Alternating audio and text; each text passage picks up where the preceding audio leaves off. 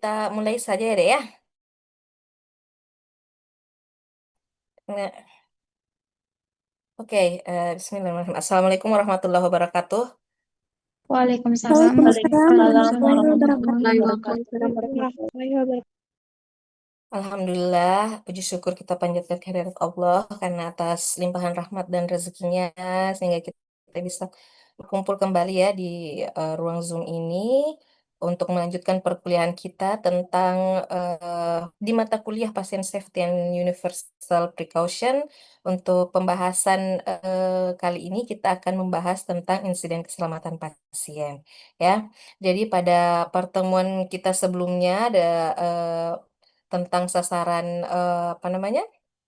Sasaran keselamatan pasien ya. Jadi kita sudah membahas ada 6 SKP, 6 sasaran yang harus diperhatikan di Fasienkes. Ada yang bisa sebutkan enggak 6 6 apa namanya tuh sasaran keselamatan pasien? Oke, silahkan Dek. Siapa namanya nih? Venisa. Oke, Silahkan Dek jadi ada Venisa. ada 6 sasaran keselamatan pasien. Yang pertama itu identifikasi pasien secara tepat. Yang kedua, peningkatan komunikasi yang efektif. Yang ketiga, meningkatkan keamanan penggunaan obat yang membutuhkan perhatian. Yang keempat, meningkatkan benar lokasi, benar pasien, benar prosedur pada pasien operasi. Yang kelima, mengurangi risiko infeksi terkait pelayanan kesehatan. Dan yang keenam, mengurangi risiko pasien cedera karena jatuh. Oke, terima kasih Ada Feni saya. Alhamdulillah masih diingat tentang SKP ya. Jadi sekali lagi bahwa SKP ini eh, biasanya dilaksanakan oleh eh, perawat atau dokter ya yang betul-betul bersentuhan langsung dengan pasien. Tapi kita sebagai administrator kesehatan nantinya juga punya peran penting karena kita di sini perannya kita yang menjaga supaya SKP itu tetap dijalankan oleh petugas kesehatan ya. Oke, kita lanjut tentang insiden keselamatan pasien. Kenapa, Nak? Ini untuk Iya, tak ya. Iya, terima kasih. Sama apa? Oke, jadi ini yang akan kita bahas ya. Sebenarnya tidak banyak, dan kita cuma mau membahas tentang pengertian IKP dan jenis-jenis IKP. Ya, oke. Oke, kita lanjut saja ya. Jadi sebenarnya sudah ada beberapa undang-undang ya di Indonesia sendiri yang mengatur tentang IKP atau insiden keselamatan pasien. Yang pertama itu Undang-Undang Nomor 44 Tahun 2009 tentang rumah sakit.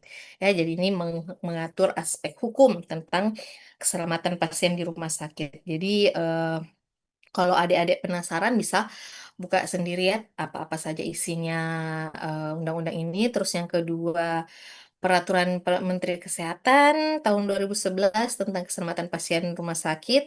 Di sini menetapkan pedoman dan persyaratan keselamatan pasien di rumah sakit. Kemudian yang terbaru ini adalah PMK nomor 11 tahun 2017 ini yang paling baru ya tentang keselamatan pasien di rumah sakit. Jadi sini sudah rinci langkah-langkah lebih lanjut untuk meningkatkan keselamatan pasien di rumah sakit ya.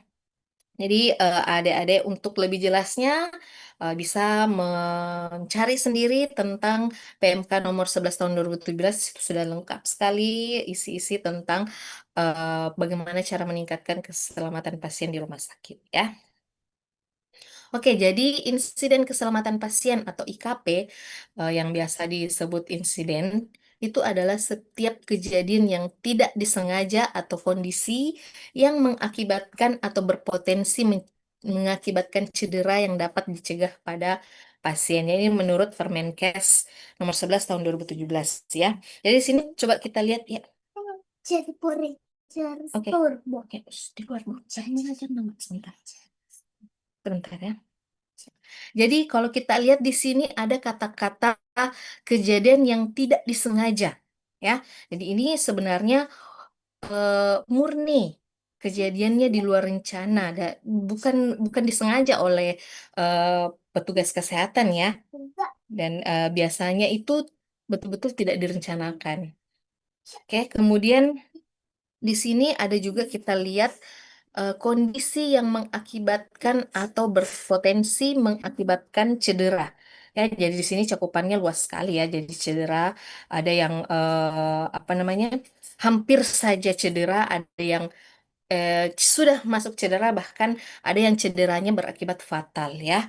Oke, terus kemudian ada lagi kata-kata di sini yang dapat dicegah pada pasien. Nah, di sini ini adalah kunci dari insiden keselamatan pasien ya. Sebenarnya kejadian-kejadian ini betul-betul bisa tidak terjadi kalau sistemnya itu berjalan dengan baik ya. Jadi ini yang membedakan dengan risiko penyakit atau komplikasi yang disebabkan oleh memang penyakitnya yang memang tidak bisa dihindari. Ya, nanti kita akan breakdown satu-satu, oke? Oke, jadi selanjutnya insiden itu bisa terjadi karena setidaknya secara umum ya, kita bisa identifikasi dari empat eh, penyebab ini. Yang pertama itu karena ada kesalahan manusia atau human error. Tapi ini bisa terjadi lewat siapa saja, baik dokter, perawat, apoteker, petugas lainnya, bahkan petugas kebersihan juga itu bisa menjadi salah satu penyebab terjadinya insiden. Ya, contohnya ada kita petugas kesehatan yang paling rendah itu petugas kesehatan apa namanya itu ngepel lantai ya, dia tidak menyimpan caution. Biasa itu yang kuning-kuning biasa kita lihat di rumah sakit kan, lantai basah begini akhirnya ada orang terpleset ya. Itu merupakan salah satu contoh dari kesalahan manusia atau human error ya. Yang kedua adalah kegagalan sistem. Nah, ini yang paling sering menjadi akar masalahnya. Ya, contohnya, kita sudah pernah bahas kemarin, ada namanya LASA kan, look alike, sound alike. Ternyata pada saat proses penyimpanan obatnya itu dia simpan berdekatan, petugas apotekernya simpan berdekatan, look alike dan sound alike-nya itu jadi pada saat terjadi mungkin ada yang tidak sengaja mengambil harusnya obat A tapi yang diambil obat B karena look alike begitu ya. Dia tidak membaca lagi tapi karena dia mengenal eh, penampakan dari obatnya langsung ambil dan itu bisa berakibat fatal mungkin ya pada pasien. Seperti itu. Kemudian selanjutnya itu kurang komunikasi. Nah, ini ya penyebab klasik ya. Bahkan kita pun dalam proses perkuliahan kalau ada proses miskomunikasi itu kan biasa memang akan ada efeknya ya sama akan bisa mengakibatkan kejadian-kejadian tertentu. Paling sering itu pada saat handover atau pada saat handover itu apa ya? Gini deh, serah terima pasien misalnya dari shift pagi ke shift sore atau shift sore ke shift malam. Nah, itu misalnya ada kan pasti mereka perawat contohnya ada pertukaran informasi. Nah, informasinya misalnya salah. Nah, akhirnya perawat yang eh, memberikan perawatan di sore hari misalnya loh eh, akhirnya salah prosedur seperti itu. Nah, ini contoh dari kurangnya komunikasi. Ya, kemudian prosedur yang tidak standar. Nah, ini dari artinya memang sudah tidak ada panduan baku ya, misalnya di satu rumah sakit dia tidak bikin SOP tentang apa begitu. Nah, ini pasti efeknya akan menimbulkan insiden. Oke.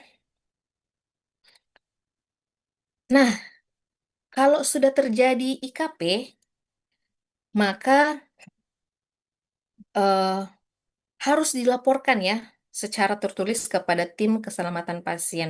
Dan itu ada jangka waktunya 2 kali 24 jam setelah insiden terjadi. Dan ini, pencatatan ini dilaksanakan di setiap unit. Oke, semuanya harus bisa tahu cara melaporkan, baik itu dokter, perawat, atau apoteker dan sebagainya itu betul-betul harus tahu bagaimana cara melaporkan IKP. Oke. Nah, ini adalah lapor alur pelaporan insiden keselamatan pasien di rumah sakit. Ya, jadi di sini bisa kita lihat ada unitnya, ada atasan langsung ya. Jadi nanti kalau ini kan berdasarkan Permenkes nomor 11 tahun 2017 ya. Jadi kalau adik-adik buka Permenkes ini ada penjelasan lebih lanjut tentang alur pelaporan insiden keselamatan pasien ini. Ya, ini kan sebenarnya alur pelaporan IKP di rumah sakit, tapi fasiankes lain misalnya kayak klinik, puskesmas, itu bisa mengacu juga dari sini bisa disesuaikan, oke?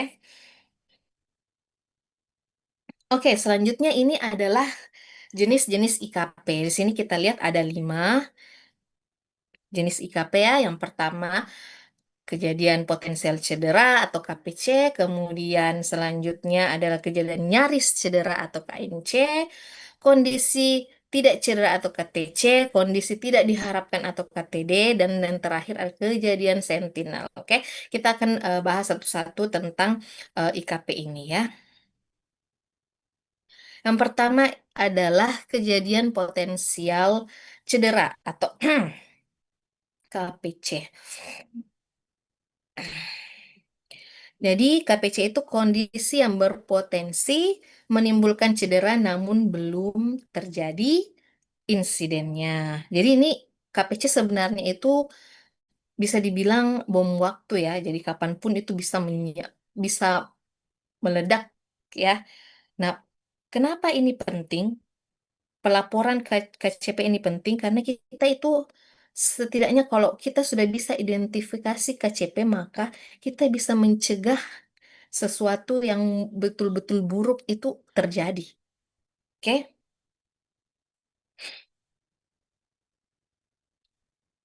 Nah, ini contohnya tadi saya sudah sempat singgung ya. Contohnya ini obat Lasa atau Norum. Penyimpanan obat ini berdekatan satu sama lain. Tapi belum terjadi kesalahan pemberian obat. Ini berpotensi untuk menimbulkan insiden pada pasien, ya.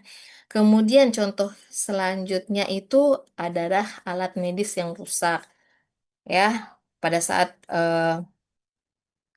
apa namanya proses penyimpanan mungkin yang belum baik ya, belum belum istilahnya ini belum diberikan tindakan kepada pasien, misalnya ini contohnya kan ada alat yang tidak steril masih di ruang penyimpanan belum masuk ke misalnya ruang operasi atau apa gitu ya, kayak gitu. Contoh lain, ada SOP yang tidak jelas. Kemudian ada contohnya lagi situasi ICU atau IGD, misalnya kekurangan staf pada jam-jam sibuk yang berisiko membuat pengawasan pada pasien tidak maksimal ya. Seperti itu contohnya. Oke, selanjutnya adalah manajemen KCP. Jadi em, ini ada beberapa langkah dalam manajemen KCP ya. Yang pertama pasti kita melakukan identifikasi. Ini pasti proses paling mendasar ya. Staf Fasiankes harus mengenali situasi yang berpotensi berbahaya di lingkungan kerjanya masing-masing ya. Jadi pasti ini membutuhkan kesadaran dan naluri ya dari apa namanya staf itu sendiri. Oke, kemudian yang kedua adalah pelaporan. Ya, kalau sudah diidentifikasi maka wajib dilaporkan secara internal pada tim keselamatan pasien Fasiankes untuk dianalisis. Nah, kenapa wajib? Ya, karena sini ada kata-kata wajib. Wajib untuk dilaporkan karena laporan KPC ini ya itu menjadi data bagi manajemen rumah sakit. Jadi dia bisa dari data ini kita bisa melakukan pemetaan area-area yang berbahaya. Dan kalau misalnya sudah dilakukan area-area berbahaya, ah, pasti kita bisa melakukan pencegahan sehingga tidak terjadi eh, kejadian-kejadian yang mungkin akan berakibat fatal bagi pasien. Contohnya apa? Adik-adik pernah ndak misalnya ke rumah sakit ada jalannya misalnya selasar atau apa yang kayak nurun padahal dia terbuat dari tegel gitu. Ah, itu kan licin ya. Ada yang mengidentifikasi, oh ini ndak bisa, ini dia harus dikasih sesuatu supaya daya geseknya itu besar. Misalnya dikasih karet lah atau diganti jenis tegelnya supaya tidak mudah untuk terpleset ya dari situ. Itu adalah contoh dari pelaporan yang baik ya. Jadi akhirnya ada tindakan. Nah, ini yang ketiga adalah analisis dan tindak lanjut. Oke, jadi melakukan analisis untuk menentukan langkah perbaikan guna mencegah KPC berkembang menjadi insiden. Nah, ini yang mau kita cegah ya, supaya KPC ini tidak berkembang menjadi insiden cedera, baik itu KTD atau KMC. Oke,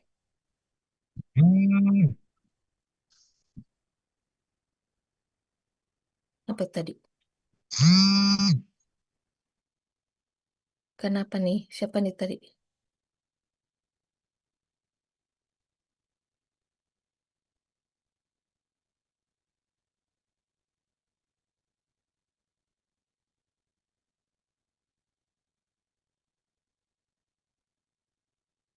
Hmm. Oke ya. Oke, sampai di sini ada yang mau bertanya, Dek? Dari slide sebelumnya sampai KPC? Kalau ada silahkan raise hand ya.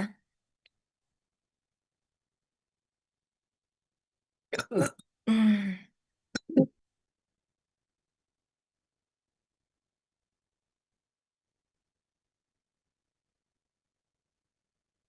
Ada yang bertanya? Kalau tidak kita lanjut saja ya. Oke, selanjutnya adalah tadi tentang KPC, kejadian potensial cedera. Selanjutnya kita membahas tentang KNC, nyaris cedera atau near miss. Jadi di sini merupakan insiden keselamatan pasien yang hampir menyebabkan cedera, tapi tidak terpapar ke pasien karena dicegah, dibatalkan, atau terdeteksi sebelum terjadi. Ya, jadi ini berbeda sama apa namanya kejadian potensial cedera ya. Oke, contohnya di sini misalnya pemberian obat ya. Oh, ketika ada misalnya pasien A, eh, dia harusnya diberikan obat A, tapi apoteker memberikan obat B. Sebelum obat tersebut diberikan kepada pasien, nah ini sudah diidentifikasi sama perawatnya, oh bukan obat begini yang dia butuh, tapi obat A, misalnya, itu bukan obat B, tapi obat A. Nah, cepat-cepat diganti. Nah, itu adalah near miss atau nyaris cedera. Ya, belum tersentuh ke pasien. Contohnya juga ini, prosedur medis, alat yang digunakan untuk tindakan ternyata belum disteril, tapi diketahui sebelum digunakan ke pasien. Nah, ini adalah contoh dari eh, nyaris cedera, ya.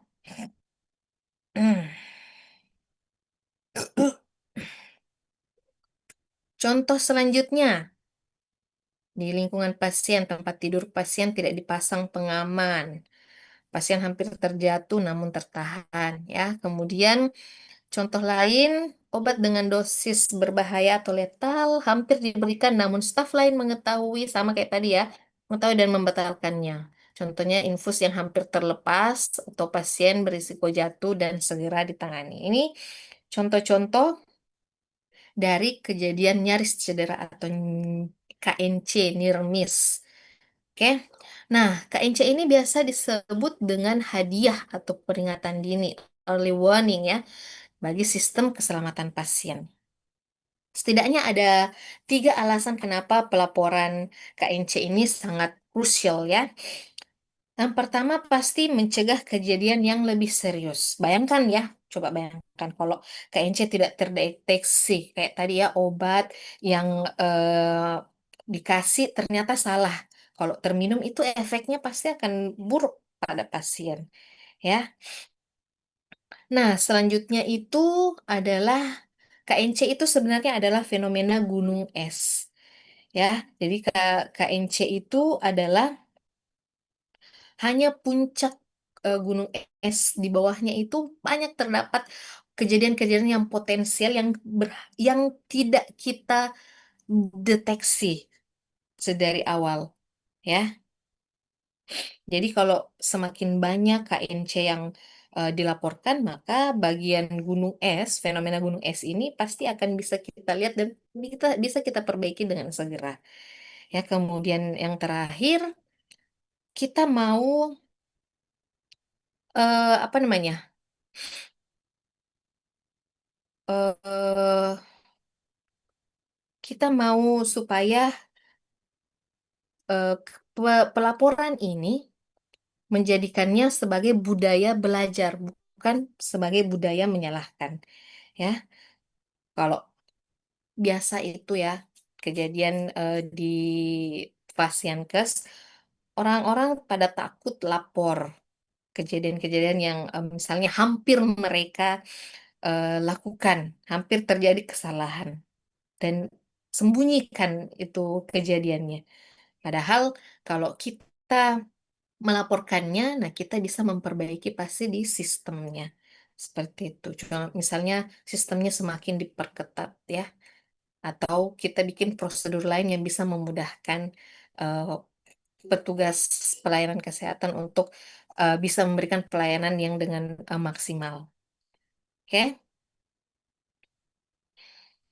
Oke, selanjutnya ini adalah faktor-faktor dari penyebab kejadian nyaris cedera. Yang pertama itu faktor struktur, kompetensi tenaga medis yang kurang memadai, kondisi lingkungan kerja yang tidak aman, misalnya gedung tua dan tidak terawat, ya ini adalah contoh-contoh dari penyebab KNC dari faktor strukturnya berkaitan dengan sumber dayanya.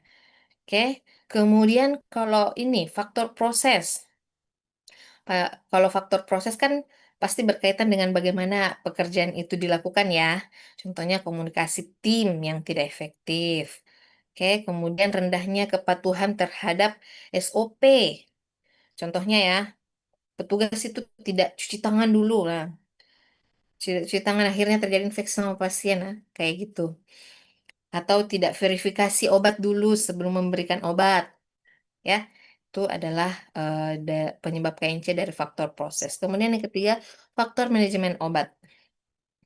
Jadi tidak hanya manajemen khusus obat-obatan apa namanya? eh, obat-obatan dengan risiko tinggi ya, tapi obat-obat ini perlu penanganan dan eh, misalnya kayak penyimpanan terpisah ya, kita sudah bahas sebelumnya di SKP. SKP berapa tuh kalau tentang obat? SKP 2 ya, seperti itu ya. SKP 3 ya. Oke. Oke, jadi pencegahan KNC ini bisa dilakukan melalui penguatan sistem pelaporan ya.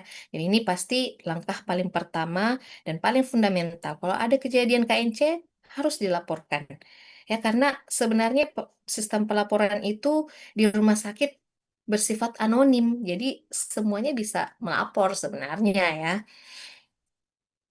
Dan sebenarnya KNC pelaporan insiden ini tidak apa istilahnya bebas dari hukuman karena yang mau kita eh, apa namanya itu yang mau kita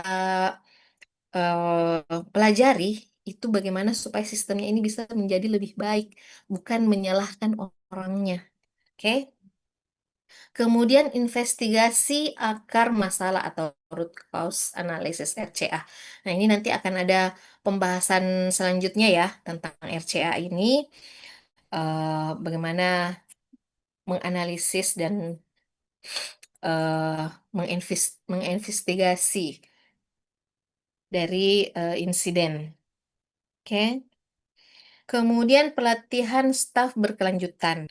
Oke, jadi kan namanya pelatihan itu artinya terperbaharui ya semua keterampilan-keterampilan, keilmuannya juga terperbaharui. Oke, kemudian yang terakhir adalah audit kepatuhan terhadap standar keselamatan pasien. Nah, ini pasti selalu dilakukan di rumah sakit atau fasienkes ya. Bisa pakai audit acak atau bisa observasi langsung. Biasanya ada tim yang tidak diketahui untuk melihat-lihat mana nih yang menjalankan sesuai prosedur, yang mana yang tidak, maka akan apa namanya akan dianalisis kembali seperti itu. Oke, ada yang mau ditanyakan dari sini, Dek?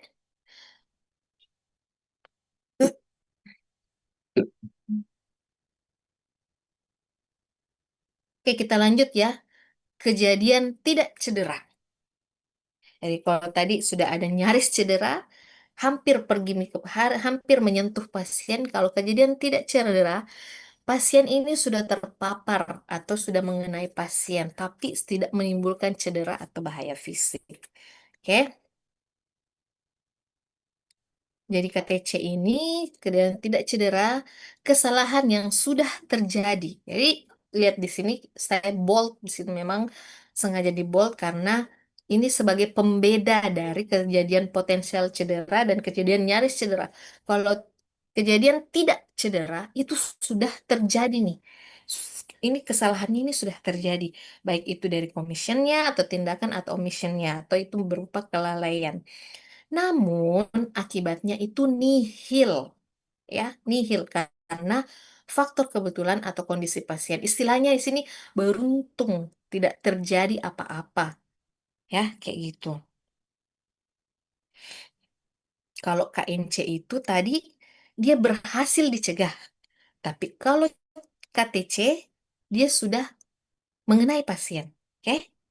Kayak gitu.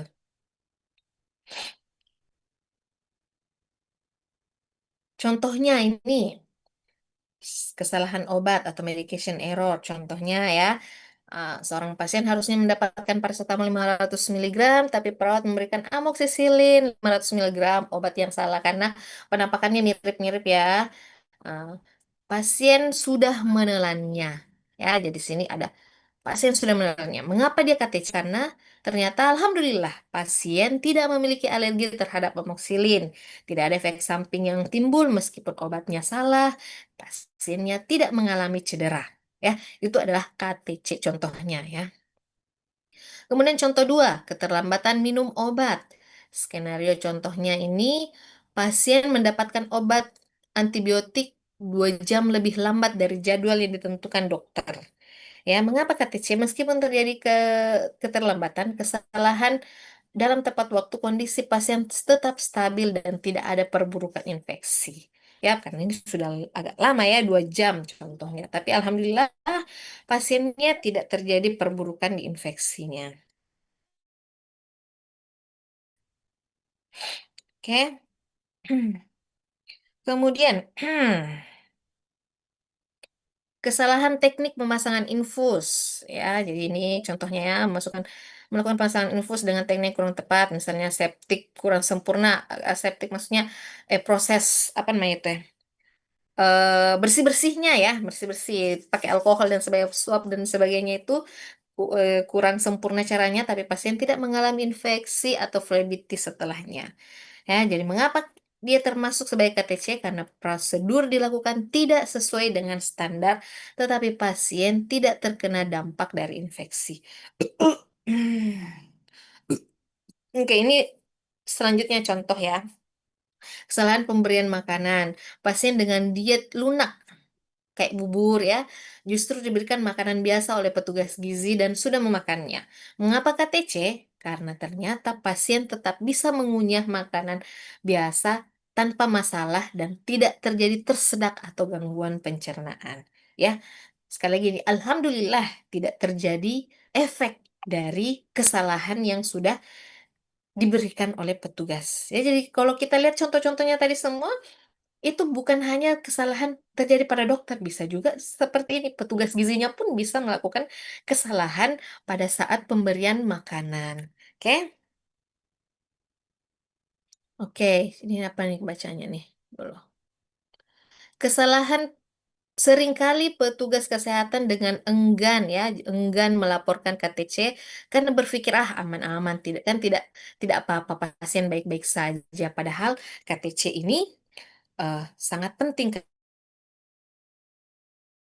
karena ini merupakan yang pertama indikator dari kelemahan sistem.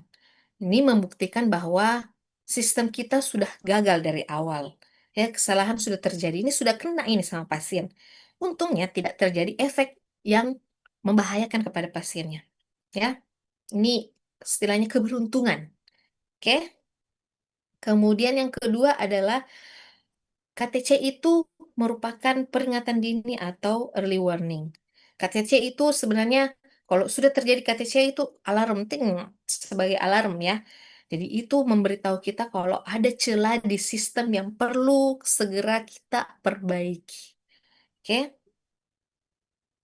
Kemudian yang ketiga adalah KTC itu sangat penting untuk sebagai data untuk analisis akar masalah ya.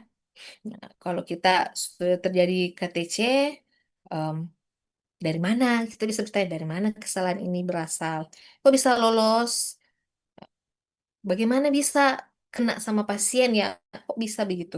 Jadi kita bisa menemukan kelemahan di sistem kita yang mungkin kita tidak lihat selama ini ya.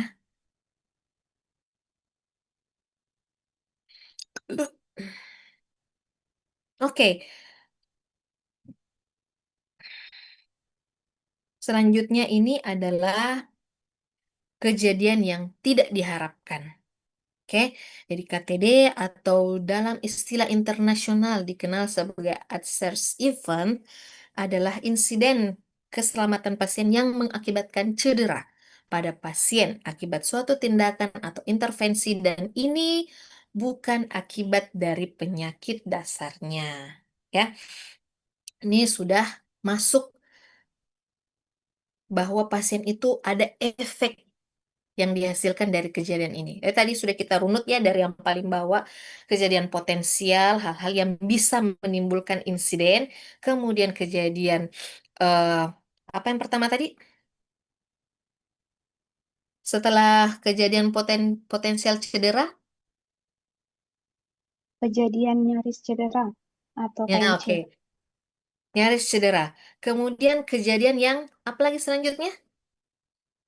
Kejadian yang Ke- kejadian Tidak, tidak cedera. kejadian tidak cedera. Oke, tidak cedera. Jadi tadi kalau kejadian nyaris cedera ini sudah dari awal sudah kita lihat apa namanya misalnya kayak tadi Lasa ya obat kemudian kalau kejadian tidak cedera itu sudah masuk di pasien tapi tidak menimbulkan efek kalau kejadian tidak cedera sorry kejadian tidak diharapkan ini sudah masuk ke pasien ada lagi efek yang ditimbulkan dari sini ada akibatnya dan itu bukan merupakan akibat dari penyakit yang memang dia sudah bawa sebelum masuk pada saat masuk ke Fasiankes. Oke, KTD merupakan puncak dari gunung es dari seluruh insiden keselamatan pasien yang menjadi indikator utama mutu pelayanan kesehatan.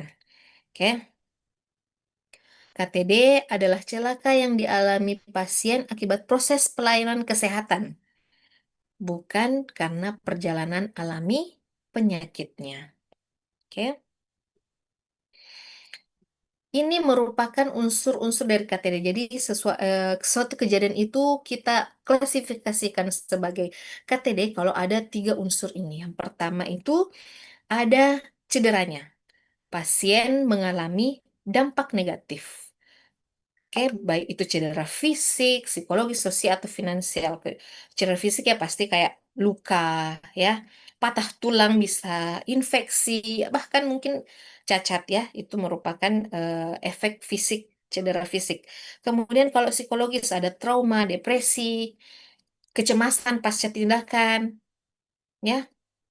Pernah dengar nggak ada kayak kejadian gitu orang sementara dioperasi dosis apa namanya dosis obat bius yang diberikan ternyata kurang, jadi dia bisa merasakan seluruh proses operasinya yang bagian tubuhnya di bedah dan sebagainya, tapi dia tidak bisa karena apa namanya seluruh badannya sudah istilahnya tidak bisa digerakkan ya, tidak bisa protes, tidak bisa apa, dia cuma bisa merasakan kesakitan karena efek dari obat bius yang kurang. Nah, ini contohnya dari contoh psikologis ya. Kemudian ada juga cedera contohnya dari sosial ya, dari stigma masyarakat dikucilkan akibat dari adanya KTD ini. Kemudian eh, pasti ada efek finansial, harus mengeluarkan biaya tambahan untuk cedera yang harusnya tidak terjadi ya. Kemudian yang kedua, KTD itu harus merupakan akibat dari pelayanan ya. Bukan, ingat, KTD itu bukan karena efek dari perburukan penyakitnya, tapi ini akibat dari pelayanan. Oke, jadi ada cedera akibat tindakan atau kelalaian petugas eh, kesehatan. Ada commission dan omission. Kalau tindakan itu eh, melakukan tindakan yang salah, kalau lalai melakukan salah satu yang harusnya tidak dia lakukan. Ya, kemudian yang ketiga adalah bukan penyakit dasar. Nah, ini pembeda utamanya sama komplikasi ya. Jadi cedera itu tidak terkait dengan perjalanan alamiah penyakit dari pasien. Contohnya kalau misalnya ada pasien kanker ya, contoh ya, eh, sudah stadium akhir, kemudian dia meninggal. Nah, itu kan memang istilahnya eh, apa namanya prosesnya memang ya, kalau sudah stadium akhir eh, prognosisnya memang agak-agak kurang baik ya contohnya. Tapi kalau misalnya ada pasien kanker masih stadium-stadium awal, tapi dia diberikan contohnya obat kemo yang dosisnya lebih banyak dari yang harusnya dia dapatkan. Nah, ini merupakan contoh dari KTD ya. Oke, jadi ini kita berdasarkan eh, dari jenis-jenis KTD ya. Ada berdasarkan tingkat keparahan cedera dan ada berdasarkan jenis insidennya. Hmm.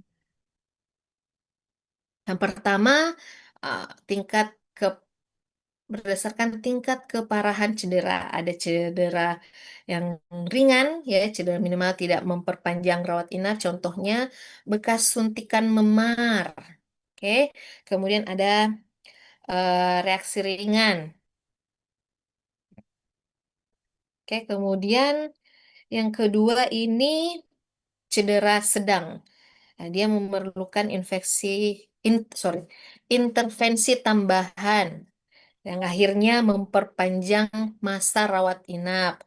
Contohnya infeksi pasca operasi atau dehiscence luka, dehisensi luka, atau maksudnya itu apa ya? Lukanya itu terbuka kembali pada saat eh, sudah operasi, sudah di kamar perawatan, luka operasinya terbuka kembali, jadi harus dilakukan jahit ulang. Kenapa? Aku kan tadi ambil ini dan aku ambil kuncinya dan sepeda turbo. Oke.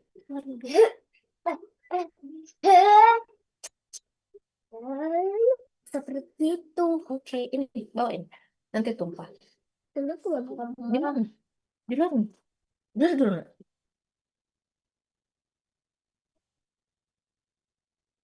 Oke ya, sorry ada sedikit-sedikit terdistraksi. Oke, kita lanjut. Cedera berat, cedera permanen mengancam jiwa atau menyebabkan kecacatan permanen. Contohnya salah amputasi, kebutaan akibat salah obat, gagal ginjal. Ini ada contoh-contoh dari KTD yang dengan cedera berat. Bahkan ada yang cedera, sorry, bahkan ada yang berefek pada kematian. Contohnya ini reaksi anafilaksis fatal. Ya, kemudian overdosis obat. Anafilaksis itu kan antibiotik itu kalau kita ke rumah sakit ya, ke Fasiankes, kita itu dilakukan uji kulit lebih dahulu. Ada yang pernah enggak mengalami uji kulit dulu, yang disuntikan di bawah permukaan kulit, ya. Kemudian biasa itu petugas perawatnya dia lingkari itu tempatnya nyuntik tadi toh. Nah, baru dilihat beberapa menit. Kalau misalnya timbul merah-merah, maka antibiotiknya diganti. Nah, seperti itu. Dia apa namanya? Biasa ini eh, ada ya ada kejadian ya, ada kejadian eh, tidak melakukan tes kulit dulu, langsung memasukkan obat karena obat yang diberikan kan ini langsung sama intravena ya, obatnya langsung pada pembuluh darah. Jadi pasti efek yang dihasilkan itu cepat, cepat sekali dan akhirnya berakibat pada kematian pada pasien. Oke. Oke, kemudian selanjutnya berdasarkan jenis insiden, kesalahan medikasi obat ya, overdosis obat, salah rute, pemberian yang menyebabkan efek toksik, ya. Ini adalah contoh-contohnya kesalahan medikasi. Kemudian kesalahan prosedur, ini ngeri nih. Operasi salah sisi, salah pasien, salah tindakan. Wah, astagfirullah, membayangkannya saja ngeri ya. Kalau tentang yang ini ya, kesalahan prosedur, salah operasi salah sisi yang harusnya dioperasi sebelah kiri, operasi sebelah kanan, ya. Yang dioperasi kalau misalnya salah pasien yang jadwal operasinya pasien A tiba-tiba yang masuk pasien B, salah di prosedurnya, ya, kayak gitu. Oh, kemudian ada juga infeksi nosokomial. Jadi infeksi nosokomial itu infeksi yang didapat akibat dari pelayanan yang didapatkan di rumah sakit. Ya, contohnya eh, infeksi aliran darah, sorry, infeksi akibat pemasangan itu loh, jarum yang tidak steril. Bisa juga infeksi pada saluran kemih karena apa namanya itu, kateter ya, kateter yang terlalu lama dipasangnya, jadi infeksi. Akhirnya jadi perawatannya lebih lama lagi, ya. Jadi pas ini istilahnya kayak pasien masuk dengan satu penyakit, keluar dengan tambahan penyakit baru. Ya, kayak gitu. Kemudian selanjutnya, pasien jatuh. Oke, cedera akibat pasien jatuh di lingkungan fasienkes. Kemudian dekubitus, luka tekan akibat imobilisasi yang tidak dapat mendapatkan perawatan adekuat. Kemudian reaksi transfusi, reaksi hemolitik akibat ketidakcocokan darah. Nah, ini juga parah ya. Kemudian kejadian maternal atau perinatal, kematian ibu atau bayi akibat proses persalinan. Oke. Ini adalah contoh kasusnya ya. Nanti apa namanya saya kasih eh, file PPT-nya. Nanti adik bisa apa namanya baca-baca sendiri ya kalau contoh-contoh kasusnya ini supaya memperjelas saja. Oke. Ada banyak contoh ini, contoh satu, contoh dua. Oke, kita lanjut ya. Penyebab dari KTD. Oke, jadi di sini setidaknya ada tiga penyebab dari kejadian tidak diharapkan. Yang pertama itu faktor sistem, faktor manusia, dan faktor pasien. Nah, faktor sistem ini adalah faktor yang paling dominan dari penyebab KTD. Rata-rata ini persentasinya paling tinggi. Apa namanya dari penyebab KTD-nya bisa berupa SOP tidak jelas atau tidak bahkan tidak ada, kemudian komunikasi buruk, beban kerja berlebih, ya ini beban kerja berlebih satu masalah juga yang terjadi di Fasiankes ya. Kemudian kompetensi tidak memadai, belum ada pelatihan, tidak pernah bahkan mungkin dilakukan pelatihan-pelatihan ya. Kemudian lingkungan yang tidak aman. Misalnya pencahayaannya kurang, tata ruang yang buruk, ventilasinya tidak bagus, ya. Tuh, contohnya. Kemudian yang kedua adalah faktor manusia. Biasanya ini hanya pemicu akhir. Sebenarnya ini adalah faktor yang paling dekat dengan kejadian ya. Kalau kalau di analisis, ini adalah faktor yang paling dekat dengan kejadian kejadian atau insiden ya.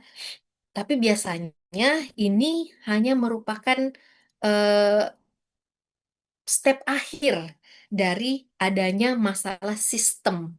Oke, contohnya kelelahan, distraksi atau lapses, kelupaan, salah persepsi.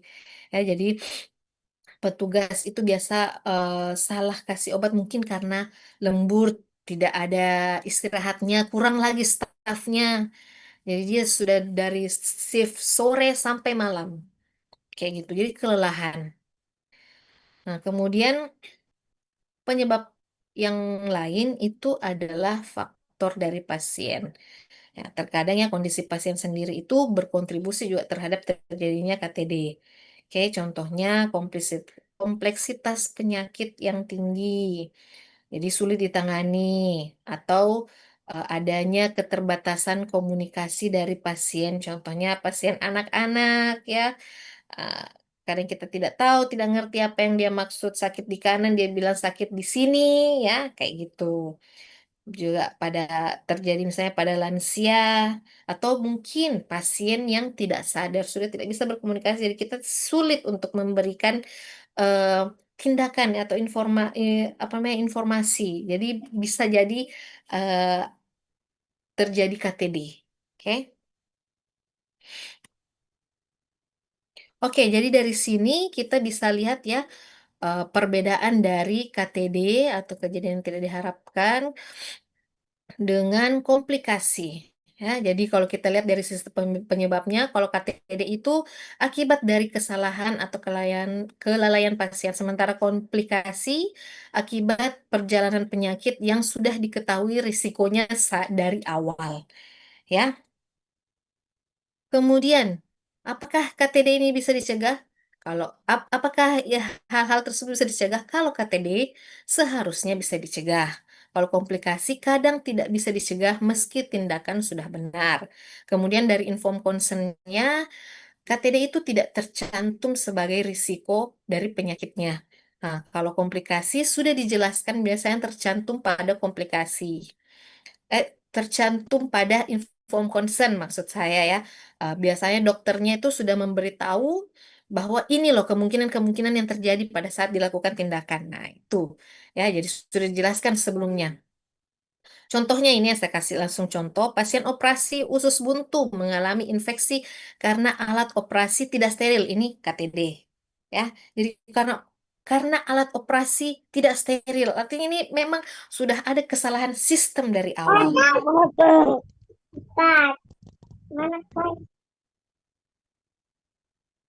Ya, jadi sudah ada memang kesalahan sistem dari awal. Masa alat operasi tidak steril, ya, jadi infeksi ki pasiennya.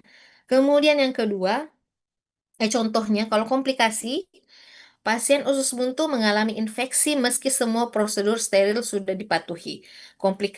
Dan ini adalah komplikasi risiko infeksi pada operasi emergensi. Usus sudah pecah, ya, itu adalah eh, perbedaan dari KTD dan komplikasi. Oke, jadi ini selanjutnya ya, kita masuk ke regulasi dan pelaporan KTD.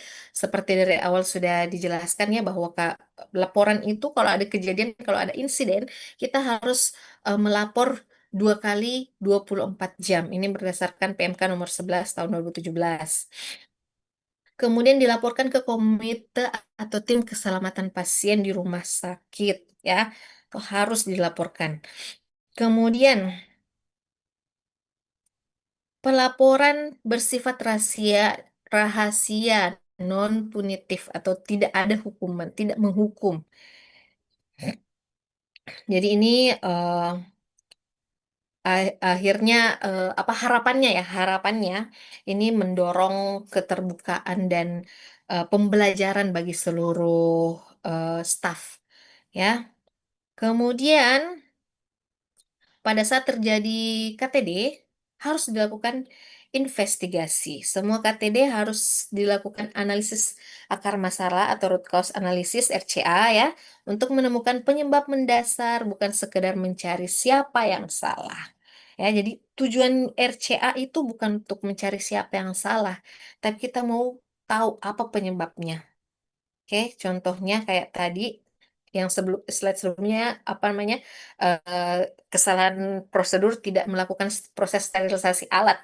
Ya, artinya harus ada misalnya SOP ya, SOP atau harus ada tim yang memang khusus untuk apa namanya, ngecek bahwa anunya itu apa, alat-alatnya sudah steril dan sebagainya. Ya, jadi itu apa, hasil dari investigasinya. Contohnya ya. Kemudian sanksi. Meskipun pelaporan bersifat non-punitif, jika terbukti ada kelalaian berat atau unsur pidana atau kesengajaan, maka tetap ada konsekuensi hukum sesuai peraturan perundang-undangan. Ya, oke. Oke, selanjutnya ini yang terakhir adalah kejadian Sentinel. Sebelum masuk kejadian Sentinel, ada yang mau bertanya, Dek?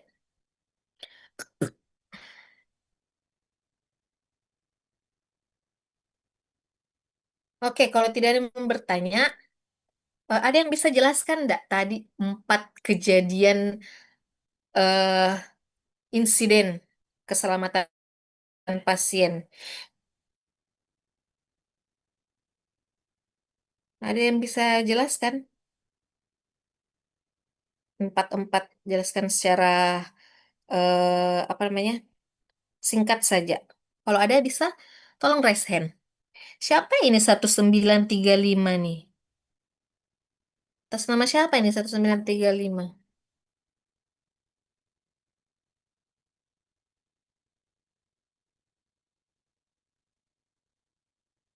Oke, Venisa Kristiani. Silahkan, Dek. Baik, Bu.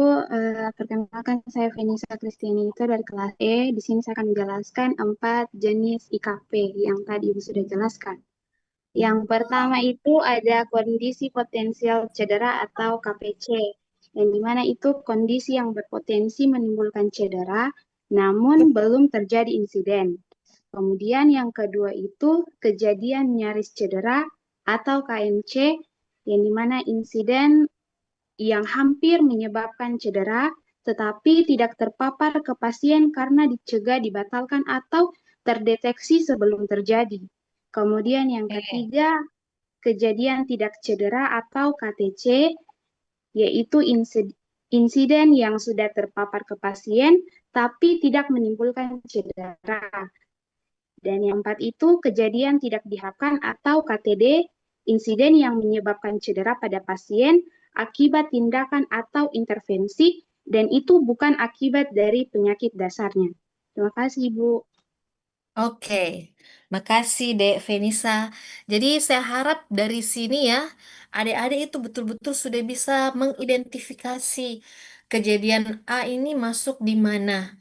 Ya, karena kalau adik-adik tidak paham ini, maka mata kuliah apa namanya pokok bahasan setelah-setelahnya ini kalian akan sulit pahami. Ya, jadi ini harus adik-adik pahami secara mendasar karena ini dasar sekali dalam eh, pasien safety ya. Jadi dari sini ya, saya harap adik-adik betul-betul bisa kalau perlu ulang-ulang KTD, KNC, KPC itu apa ini ya, kayak gitu. Di apa namanya? Di recall terus. Oke, kemudian yang terakhir. Nah, ini adalah kejadian Sentinel. Kejadian Sentinel atau Sentinel event adalah jenis, dia ini sebenarnya termasuk KTD ya, termasuk jenis kejadian yang tidak diharapkan, tapi ini efeknya yang paling serius dan bisa mengakibatkan, bukan bisa yang mengakibatkan memang, dia sudah mengakibatkan kematian, cedera permanen atau cedera berat yang sementara yang mengancam jiwa dan dia memerlukan investigasi segera dan mendalam. Ya, ini adalah kejadian Sentinel. harus dibahas tentang kejadian sentinel karena ini betul-betul efeknya betul-betul nyata pada pasien ya.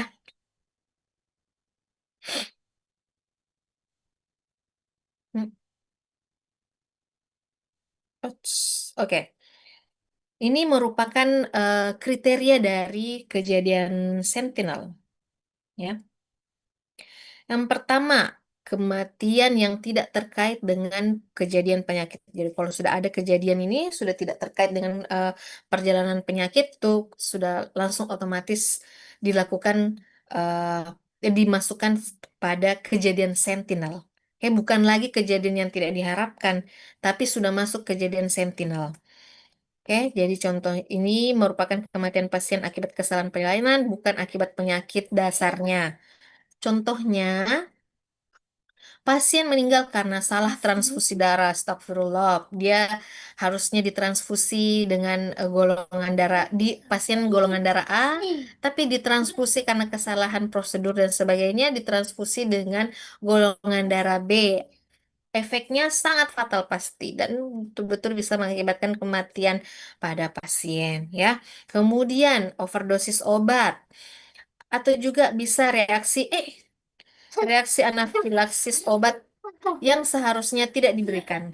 Oke, saya mau ceritakan pengalaman dulu ya dari salah satu teman saya. Saya kenal baik beliau, salah satu dosen di salah satu perguruan tinggi negeri. Eh, Beliau itu eh, sudah masuk dengan keluhan di rumah sakit ya, masuk dengan keluhan sesak nafas dan sebagainya, sesak nafas, kemudian dada berdebar-debar. Memang dia mempunyai riwayat apa namanya penyakit jantung bawaan, ya. Sudah ada riwayat penyakit jantung bawaannya. Dia masuk dengan gejala-gejala tersebut, sesak nafas, eh, kemudian jangan gitu nak. Sesak nafas, dada berdebar-debar, keringat dingin ya. Gejala-gejala yang biasa muncul terjadi pada orang yang mengalami penyakit jantung bawaan. Ya, dia masuk ke satu rumah sakit, ditemukan ternyata ada infeksi. Ya, ternyata ada infeksi dan akhirnya diberikan obat antibiotik. Salahnya adalah perawatnya tidak melakukan tes kulit pada teman saya ini. Ini kejadian baru sekali tahun lalu, ya. I see. Saya memberikan apa namanya ya, eh, contoh contoh nyata yang terjadi. Eh, Kemudian tidak memberikan tes kulit, langsung memberikan dosis, efeknya ya pasti bisa dibayangkan ya. Efeknya badannya tiba-tiba bengkak, merah, ya.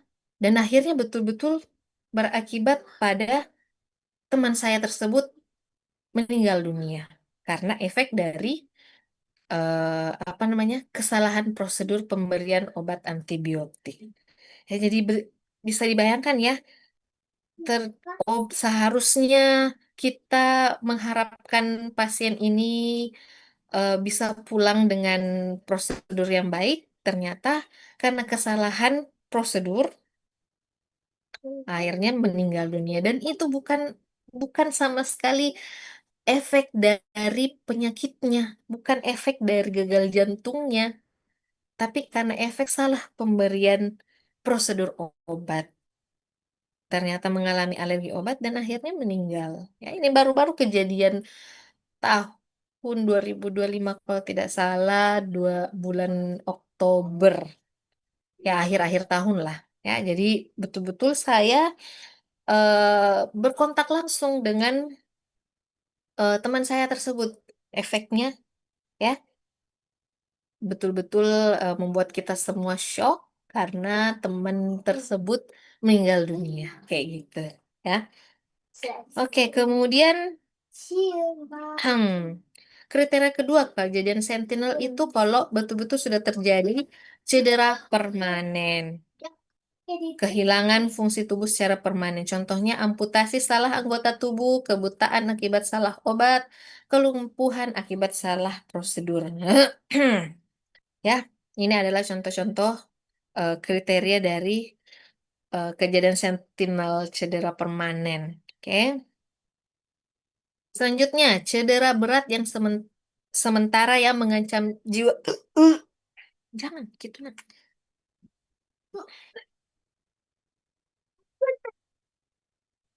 Tunggu dulu, sebentar lagi.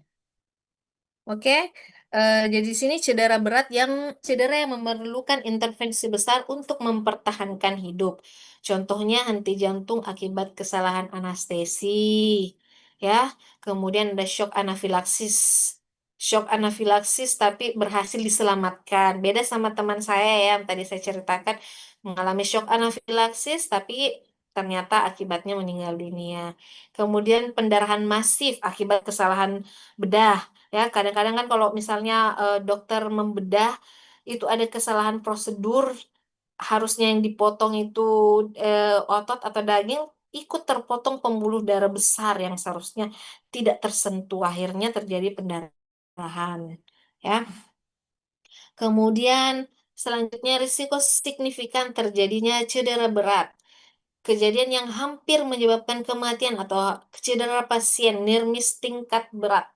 Contohnya hampir terjadi salah operasi sisi yang berhasil dicegah saat time out, tapi risikonya sangat signifikan. Oke. Nah, selanjutnya ini adalah kasus-kasus khusus yang ditetapkan sebagai kejadian sentinel ya. Ini sudah otomatis dikategorikan sebagai kejadian sentinel karena dampaknya sangat serius. Oke. Pertama itu salah sisi, salah pasien, salah prosedur ya. Ini ah, sudah otomatis masuk sebagai kejadian sentinel. Astagfirullah. Bayangkannya saja sudah ngeri ya. Kemudian yang kedua tertinggal benda asing dalam tubuh pasien setelah operasi, misalnya kasa atau bahkan instrumen. Pernah kan ada kejadian ketinggalan gunting dalam tubuh pasien, selalu mengalami pendarahan setelah operasi ya, mengalami pendarahan-pendarahan setelah di X-ray kembali di foto ternyata ada gunting di dalam yang tertinggal. Astagfirullah. Jadi em, apa namanya? Ini pasti sudah langsung masuk sebagai kejadian sentinel. Kemudian kematian ibu dalam persalinan normal, ya. Ibu hamil sehat, proses persalinannya normal. Tiba-tiba meninggal karena kesalahan penanganan. Ya, contohnya ada pendarahan yang tidak terkendali atau bahkan mungkin salah pemberian obatnya sudah otomatis dimasukkan dalam kejadian sentinel ya. Kemudian bayi cukup bulan yang seharusnya sehat, ya bayi lahirnya sehat, kemudian meninggal ternyata terjadi infeksi nosokomial atau infeksi yang didapatkan iya didapat di rumah sakit ya, atau mungkin salah pemberian obat pada bayi. Aduh, astagfirullah ya, bisa bisa ini langsung masuk dalam kejadian sentinel. Kemudian penculikan bayi di fasilitas kesehatan. Nih, betul-betul ini adalah satu pelanggaran keamanan yang serius. Artinya sistemnya di situ tidak berjalan dengan baik. Ya, sistem keamanannya baik dari eh, bagian keamanan, perawat, dokter itu tidak berjalan dengan baik karena terjadi penculikan di fasilitas kesehatan. Oke, kemudian terjadi perkosaan, pelecehan atau kekerasan terhadap pasien di Fasiankes. Ya, ini sudah kriminal ya. Itu langsung masuk kejadian sentinel. Harus diinvestigasi. Kok bisa terjadi ini di Fasiankes? Ya, kayak gitu. Kemudian bunuh diri pasien di fasilitas pelayanan kesehatan, termasuk upaya bunuh diri dengan cedera berat. Ya, jadi ini menunjukkan bahwa ada kegagalan pengawasan pasien. Ya, Fasiankes gagal untuk mengawasi apa namanya pasien dengan risiko bunuh diri. Oke, kemudian hemolisis transfusi akibat ketidakcocokan darah. Nah, jadi ini reaksi transfusi yang fatal yang harusnya bisa dicegah dengan prosedur pencocokan darah ya. Harusnya bisa dicegah ini dari awal. Nah, ini merupakan kasus-kasus yang otomatis masuk dalam kejadian sentinel. Oke, kemudian kalau sudah terjadi kejadian sentinel, maka dilakukan dua jenis pelaporan. Yang pertama pelaporan internal dan ada juga pelaporan eksternal. Ini wajib.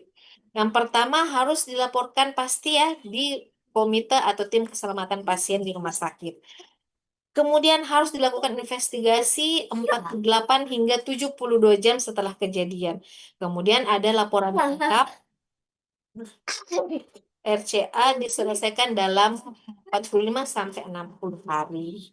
Oke, kemudian kalau sudah terjadi kejadian sentinel di Indonesia wajib dilaporkan ke Komite Keselamatan Pasien Rumah Sakit di Kemenkes. Itu wajib dilaporkan ya. Jadi tujuannya itu bukan untuk menghukum ya, tapi dijadikan bahan untuk apa namanya membuat kebijakan keselamatan pasien secara nasional kayak gitu. Oke, oke. Sampai di sini ada yang mau ditanyakan, Dek?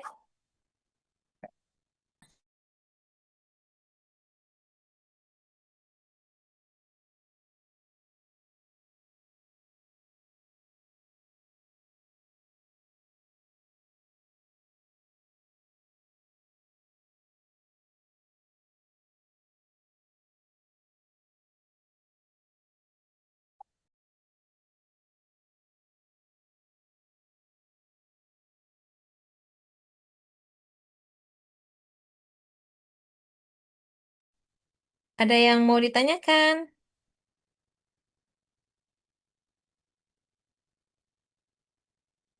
Oke, kalau tidak ada, seperti biasa kita masuk di penugasan, ya. Aduh, eh. Oke, jadi di slide ini nanti akan saya berikan 5 kasus insiden di Fasiankes. Jadi adik-adik nanti tentukan jenis insidennya, apa dia masuk KPC, KNC, KTC, KTD atau kejadian sentinel ya. Kemudian analisis penyebabnya dari perspektif sistem dan buat rekomendasi perbaikan. Oke, jadi ini tugasnya. Untuk setiap kasus, tentukan dulu jenis insidennya, DKPC, KNC, KTC, KTD, atau sentinel. Oke, kemudian yang kedua, identifikasi 3 faktor penyebab dari sistem atau manajemen, bukan hanya menyalahkan individu. Ya, kemudian yang ketiga, buat rekomendasi perbaikan sistem yang spesifik dan aplikatif. Kemudian yang keempat, jelaskan implikasi administrasi manajerial dari rekomendasi tersebut. Misalnya dari biaya, SDM, kebijakan, dan lain-lain. Ya. Ini adik sudah masuk analisis dari insiden keselamatan pasien ya. Nanti kalau adik-adik jadi administrator kesehatan tugasnya mungkin kalau dapatnya masuk di komite ini ya, komite keselamatan pasien. Nah, ini yang akan adik-adik lakukan. Jadi kita latihan-latihannya dari awal. Nah, ini adalah kasusnya. Ada kasus 1, kasus 2, kasus 3, kasus 4, dan kasus 5. Oke? Nanti saya share slide-nya, jadi nanti eh, adik-adik bisa baca sendiri. Saya harap adik-adik jangan kopas tugasnya temannya, ya. Ada mau ditanyakan, Dek? Ibu mau bertanya, Ya, ini tugasnya kapan deadline dengan ini? Tugasnya ini dibuat dalam bentuk paper atau bagaimana? paper aja, Dek. Cukup tulis ulang kasusnya ya, terus eh, kita jawab nih ini pertanyaan 1, 2, 3, 4 kayak gitu per kasus, ya, kayak gitu. Apa jadikan paper saja. Ini Untuk tugasnya, waduh, deadline itu, deadline-nya di sebenarnya kan seperti biasa tuh dek, saya itu kan eh kasih tugas jangka waktunya saya kasih pengertian 1 minggu ya. Tapi saya lihat tanggal di sini ternyata masuk 19 Ramadan. 19 Maret, akhir Ramadan ya. Pas sibuk-sibuknya mungkin ada yang bikin burasa, bikin ayam. Jarir. Tapi enggak apa-apa ya. Sekarang kan masih panjang ini waktunya toh. Sembilan. Oke. Aku mau Jadi terakhir 19. Terakhir tanggal 19 Maret. Enggak apa-apa ya. Bisa ya, adik-adik 1 minggu. Saya bisa kasih Bu. waktu. Jadi bisa jadi. Kak, Oke. harusnya 9. Jadi jangan kerjakan pas mau bikin burasa, mau bikin 9. ayam untuk Lebaran atau bikin kue. Jadi kerjakan memang sebelum-sebelumnya ya. Adik-adik, tanggal 19 Maret, Tanya 9. tanggal 19 Maret seperti biasa jam Aku mau 9. 23.59 ya. Dikumpulnya seperti biasa saya deh kumpul di apa itu namanya? Google Drive. Tolong di save-nya PDF ya, Dek ya. Tolong save PDF karena eh, supaya enak dibaca gitu. Saya biasa itu periksa tugas itu lewat handphone saja. Jadi eh, apa namanya tidak dari handphone bukanya tugas kalian baru saya langsung input di laptop. Tidak repot klik kanan kiri kan. Jadi saya biasa periksanya lewat handphone. Kalau lewat Word, aduh, kadang terhambur-hambur ki tulisan tak, tugas tak. Jadi kalau PDF kan sudah bagus nih modelnya. Di masih ada saya lihat beberapa yang mengumpulkan versi Word. Oke, siapa ketua angkatannya?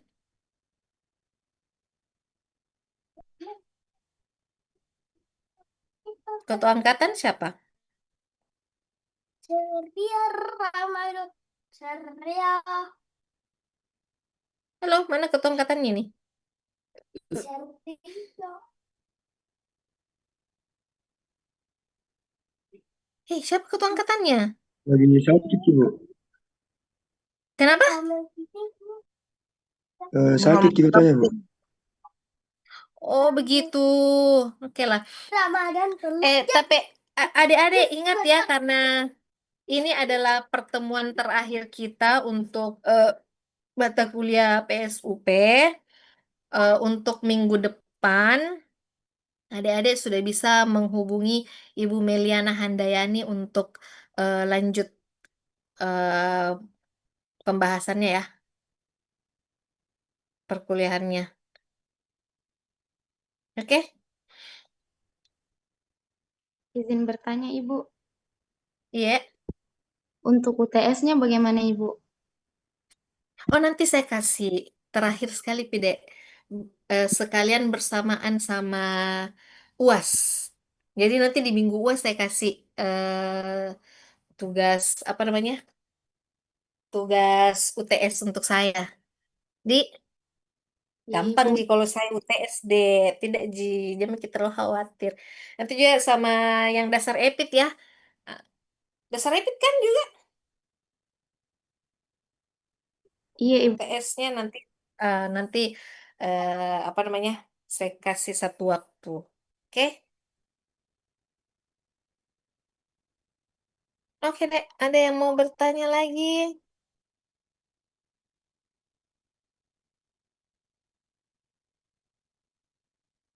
Tolong ketua kelasnya juga absennya ya. Iya Ibu. Mm-mm. Jadi ini ada Ya Ibu. 240 yang ikut. Oke, terima kasih banyak, Dek. Tapi kalau sudah tidak ada yang mau bertanya, artinya pertemuan kita untuk hari ini sampai di sini dulu ya. Insya Allah kita akan bertemu kembali di semester berikutnya di mata kuliah yang lain mungkin ya kita akan ketemu kembali. Karena ini adalah pertemuan terakhir kita untuk mata kuliah PSUP. Saya pribadi mohon maaf kalau misalnya pada proses perkuliahan di mata kuliah PSUP ini ada mungkin salah kata atau mungkin em, baik yang sengaja ataupun yang pasti saya pasti tidak sengaja untuk apa namanya menyebutkan hal-hal yang mungkin bikin adik-adik semua tersinggung ya. Ada yang mungkin yang kurang enak hati dengan perkataan saya mohon maaf ya. Apalagi ini sudah mau Lebaran, sudah masuk akhir Ramadan. Pribadi juga mohon maaf kalau misalnya di sebelum-sebelumnya melakukan kesalahan ya. Terima kasih atas perhatian adik-adik semua. Semoga kita dalam keadaan sehat walafiat selalu dan diberikan kelancaran-kelancaran dalam menghadapi prospek selanjutnya. Oke deh, terima kasih. Akhir kata, wabillahi taufiq wal hidayah. Assalamualaikum warahmatullahi wabarakatuh. Waalaikumsalam warahmatullahi wabarakatuh. Assalamualaikum warahmatullahi wabarakatuh. Waalaikumsalam Terima kasih, Kasih, Ibu. Bu. Terima kasih, Bu. Yeah.